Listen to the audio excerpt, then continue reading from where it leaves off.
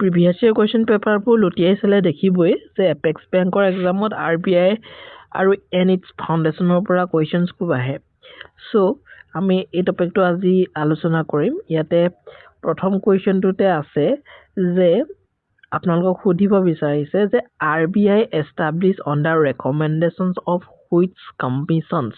তো আমি সকলোৱে জানো RBI কেতিয়া গঠন হৈছিলে প্ৰথম 1 এপ্ৰিল তাৰিখে RBI গঠন কৰা হৈছিলে, এষ্টাব্লিছ কৰা হৈছিলে ইন 1935 1935 চনৰ 1 এপ্ৰিল তাৰিখে RBI কি হয় RBI এষ্টাব্লিছমেণ্ট কৰা হৈছে।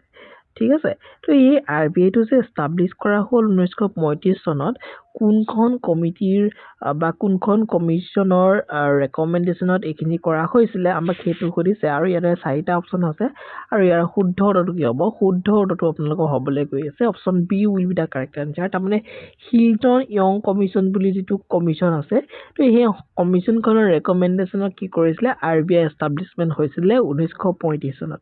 ঠিক আছে, 2 নম্বৰ কুৱেশ্যনটো চাম। RBI establish under which act? RBI কোনটো এক্টৰ আণ্ডাৰত এষ্টাব্লিছ কৰা হৈছিলে? তো RBI 1935ত, RBI এক্ট 1934ৰ আণ্ডাৰত কি কৰা হৈছিলে এষ্টাব্লিছমেণ্ট কৰা হৈছিলে। So' option B will be the correct answer হ'ব। নেক্সট আহি গ'ল আপোনালোকৰ কুৱেশ্যন নম্বৰ 3। কুৱেশ্যন নম্বৰ 3টোত কি দিয়া আছে আপোনালোকে চাই লওক। তাত সুধিছে যে the central office of the RBI was initially establish in. যিটো চেণ্ট্ৰেল অফিচ হয় RBI সেইটো কেতিয়া এষ্টাব্লিছ কৰা হৈছিলে ইনিচিয়েলি?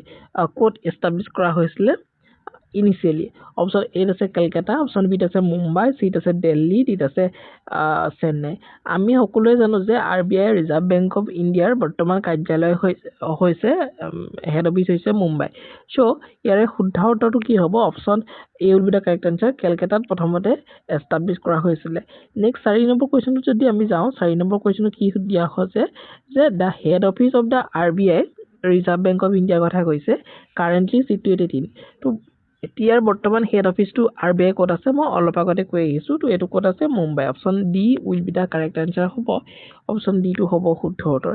ঠিক আছে, নেক্সট যদি যাওঁ, নেক্সট কুৱেশ্যনলৈ যোৱাৰ আগতে এইখন চাব পাৰে। এইখন আমাৰ সকলোৱে হয়তো জানে জ্ঞানতীৰ্থ ৱে টু ছাকচেছ এডুকেশ্যনৰ তৰফৰ পৰা আমি 10 দিনীয়া সৰু এটা ইনিচিয়েটিভ এবাৰ লৈছিলোঁ প্ৰথমবাৰৰ কাৰণে। আৰু এই 10 দিনীয়া ইনিচিয়েটিভটো হৈছে আমি 10 দিনীয়া লাইভ এক্সামছ এপেক্স বেংক এক্সামৰ কাৰণে আমি কণ্ডাক্ট কৰিছিলোঁ কেৱল 99 ৰুপিছত।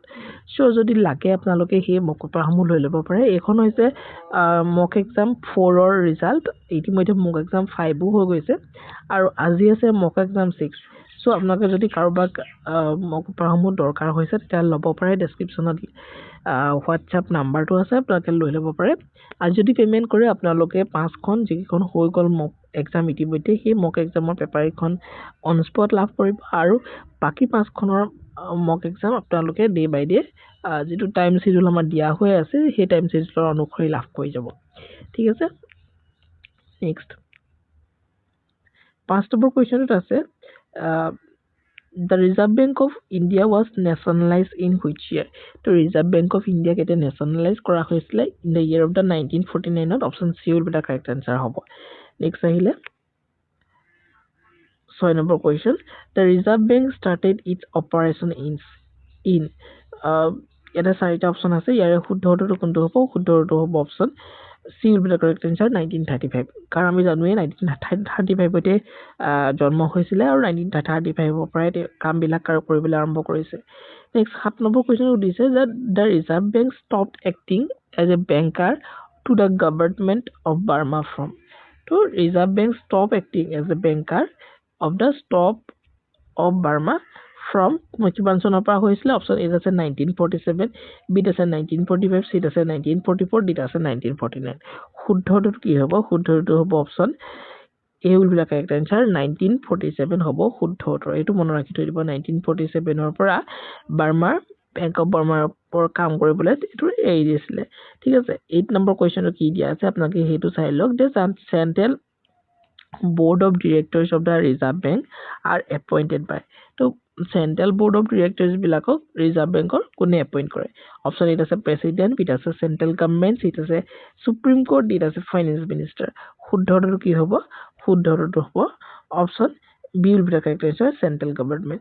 এইখিনিতে আপোনালোকে ক'বচোন কমেণ্ট কৰিব ৰিজাৰ্ভ বেংক অফ ইণ্ডিয়াৰ RBI যিজন গভৰ্ণৰ সেই RBI গভৰ্ণৰজনক কোনে এপইণ্ট কৰে অপশ্যন এ আছে প্ৰেচিডেণ্ট অপশ্যন বি আছে চেণ্ট্ৰেল গভৰ্ণমেণ্ট অপশ্যন চি আছে chief justice of India option D আছে আপোনালোকৰ ষ্টেট গভৰ্ণৰ কোনটো শুদ্ধ উত্তৰ হ'ব আপোনালোকে জনাব ঠিক আছে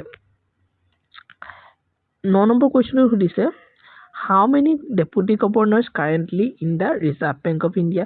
To Reserve Bank of India বৰ্তমান কিমান deputy governor আছে আমাক সুধিছে অপশ্যন 4টা আছে 5টা 4টা 7টা আৰু 3টা ইয়াৰে শুদ্ধটো কোনটো হ'ব শুদ্ধটো হ'ব আপোনালোকৰ option B will the correct answer 4টা 4জন আছে deputy governor বৰ্তমান ঠিক আছে নেক্সট আহিলে কোৱেশ্চন নম্বৰ 10 Question number 10 কি দিয়া আছে যে the central government nominates desk directors on the central board for a period of 4 years.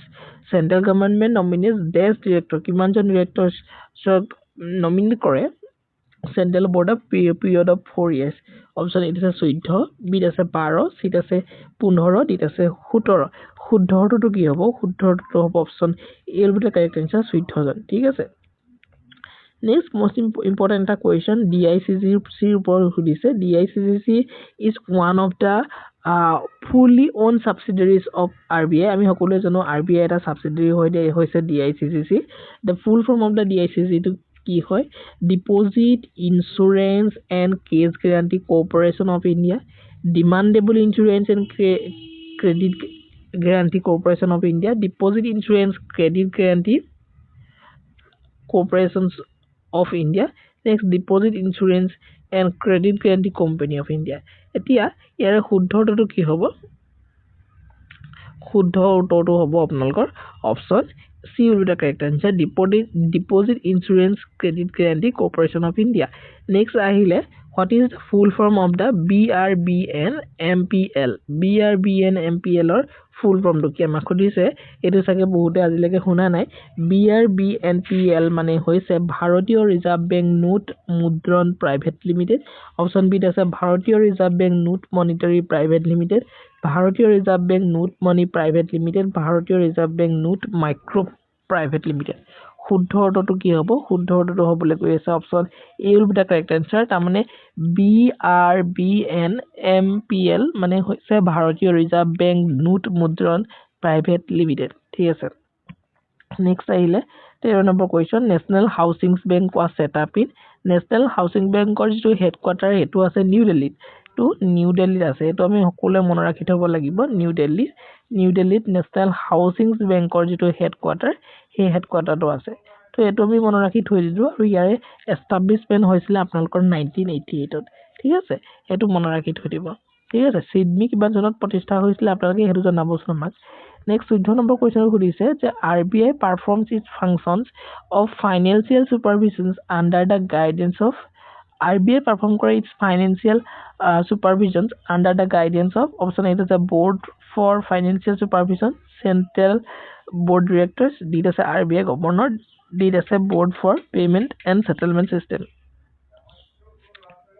here শুদ্ধটো কি হ'ব শুদ্ধটো হ'ব option A will be the correct answer board of financial supervision শুদ্ধ ঠিক আছে নেক্সট আমি যাম 5 নম্বৰ কোৱেশ্চন 5 নম্বৰ কোৱেশ্চন সুধিছে যে the number of the regional offices of RBI regional office কিমান আছে তো অপশ্যন এ আছে 27টা বি আছে 25টা সি আছে 31টা ডি আছে 29টা শুদ্ধটো কি হ'ব শুদ্ধটো হ'বলৈ গৈ আছে আপোনালোকৰ RBI total regional office আছে 31টা 31 option C will be the correct answer আৰু আজি ভিডিওৰ হেকৰটো question to RBI manages foreign exchange under which act RBI foreign exchange বিলাক মেনেজ কৰে কোনখন এক্টৰ অধীনত foreign exchange management act 1995 foreign exchange management act 1996 foreign exchange management act 1989 foreign exchange management 1999 শুদ্ধটো হ'ব option D will be the correct answer তাৰ মানে foreign access management act 1999 ৰ অনুসৰি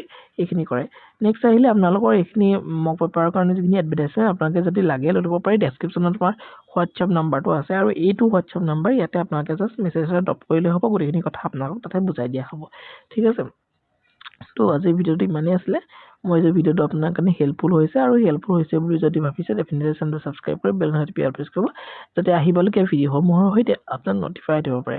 ত' thank you so' much, channel next video'.